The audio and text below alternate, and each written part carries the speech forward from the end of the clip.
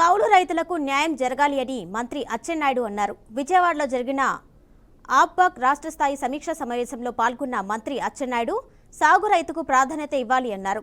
కౌలు రైతుల్ని సహకార సంఘాల్లో సభ్యులుగా చేర్చి రుణాలు ఇవ్వాలని సంబంధిత అధికారులను ఆదేశించారు. బ్యాంకులకు దీటుగా సహకార సంఘాలను తీర్చిదిద్దాలని, వ్యవస్థలో లోపాలు సరిదిద్దాలని దిశానిర్దేశం చేశారు. సహకార సంఘాల్లో అవినీతి జరిగిందని వస్తున్న వార్తలపై విచారణ జరపాలి అన్నారు.